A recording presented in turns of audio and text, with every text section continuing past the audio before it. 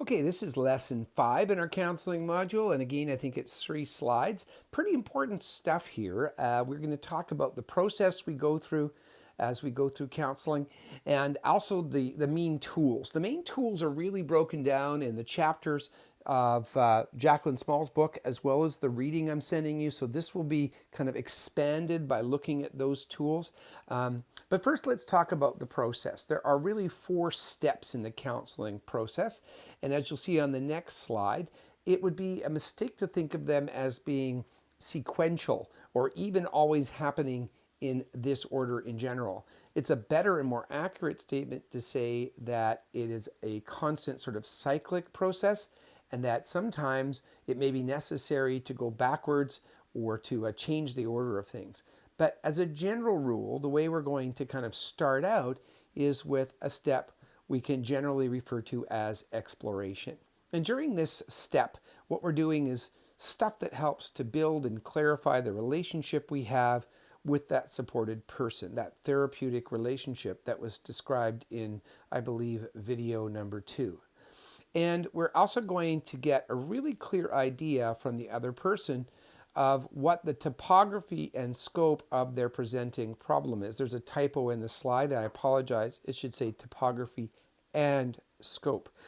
And if you remember, topography means the shape of something, and scope means the degree or extent of something. Presenting problem just means the reason the person walked in the door. So this all boils down to a fancy way of saying we want to get an understanding of what is happening in the person's life and how bad it is. Now, this process is not going to be a singular process. And this is what I meant in the very first video about the metaphor of the onion and its layers. And I'll give you another metaphor here that helps with this as well. Typically, people don't understand their situation well enough to sit down and completely describe it to you in one sitting. And that's part of the reason we're doing all this work. If they completely understood it, they probably wouldn't need to come and talk with you. The other thing is that they often need to get to a position of trusting you as they go deeper and deeper in the layers.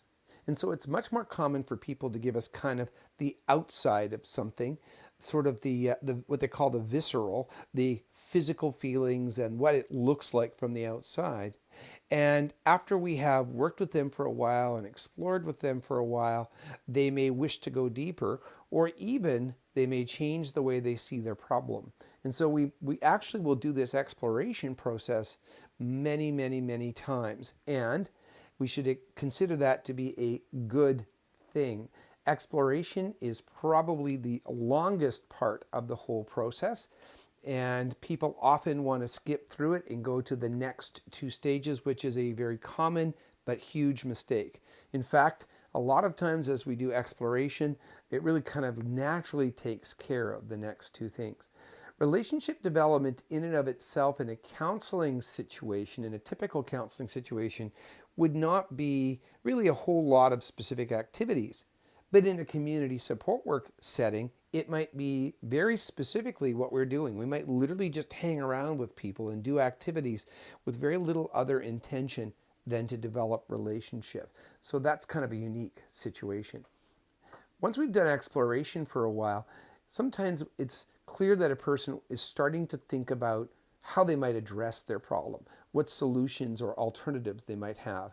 I listen for the person to start saying things such as, I wish I knew what to do, or starting to throw out ideas.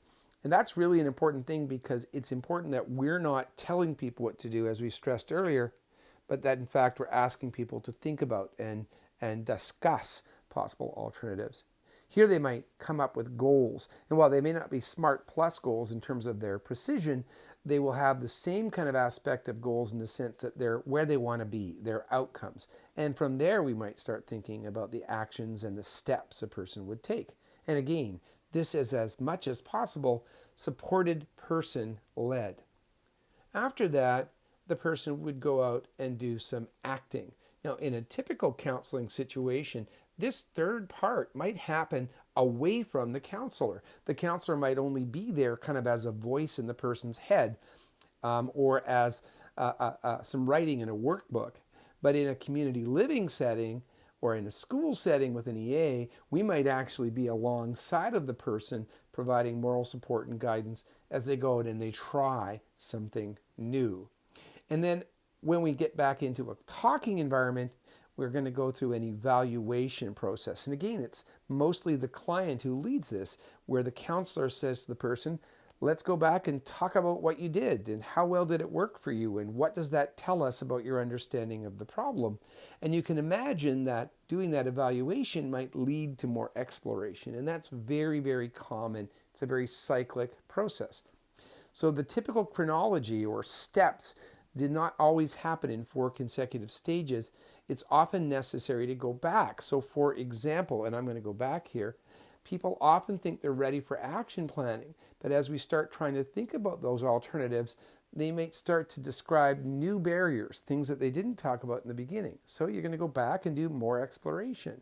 If you've done action planning, but the person doesn't feel comfortable acting, you might need to go backwards again to action planning and do some things that will help them feel more confident or to understand and explore the problem. So don't be afraid to try moving forward. And if it doesn't work out, if it's not the right thing, move backwards. I would say that that's very, very common. Actions are often taken in small steps. So don't sit there and give people, a 20-step plan and expect that they'll do it. I'll tell you right now, they'll probably do less if you do that than if you just give them one step. They'll come back and say they did nothing. So instead, give them 1 or maybe 2 things to do and work back through it. And remember, like I said, that evaluation often reveals new or changed perspectives or new issues. They try things, they find out they don't work, and then they try something else. And sometimes as the counselor, you're sitting there with somebody who's action planning, and you kind of know it's probably not going to work out. But the person doesn't see that. And so you might ask some artful questions. If they still don't see it, then they have to go out and try it and let them find out for themselves, as long as it's not unsafe for them to do that. And Jacqueline Small's book and the reading really talk about these tools. So this is kind of an introduction to these tools. We'll be diving into all of them in much more detail. The most basic tools are the ones at the top of the document, the active and reflective listening in particular. And within that, we're going to use some sub-skills such as attending behaviors. And you'll remember some of these already. The feelor, face the person, eye contact, lean forward slightly, open posture, and relaxed body language are all examples of attending or paying attention. And reflective listening involves skills such as summarizing and paraphrasing, letting people know, in other words, that you've heard them by saying back in your own words the thoughts, feelings, and facts that they have shared with you. And in particular, we always want to reflect mostly on the feelings or meanings part of what they say. We can summarize things, and we don't need to reiterate back in lengthy detail, but we want to kind of boil it down or get to the essence. We also have to demonstrate empathy and warmth. Our body language needs to communicate to the person that we care about them, that we want them to be comfortable, and we have to be able to get into their shoes. And that's what empathy is all about. And so I really want you, through reading the pink book in that chapter in your self-evaluation, to think about any barriers you might have to empathy. What are some biases and so forth that might be in the way? But some simple things we can do, like for example, using appropriate touches, smiling, or giving people refreshments, offering people pauses or times. Something as simple as a drink of water or a piece of Kleenex can really tell people that you're there with them. As well, you want to make sure that you're communicating throughout all of this that you are there with that person and not with other distractions around you. Concreteness and immediacy is an area we'll spend a lot of time on. It's a difficult concept at first for people to embrace, but I think it might be one of the most powerful tools that you learn about in this course. Once you start to use this skill of concreteness and immediacy, you will become a very powerful communicator. Essentially, concreteness and immediacy is the skill of meta communication, talking about your communication or communicating about your communication. It's about putting in more specific and observable terms, things that are abstract or are unspoken. And immediacy simply means knowing that you can do that in the moment. And so we're going to do a lot of work around that particular bullet point. We'll also work on transitioning. How do I move through those 4 stages I just described in the previous slides? And you'll see that paraphrasing and concreteness and immediacy are really fundamental to doing that.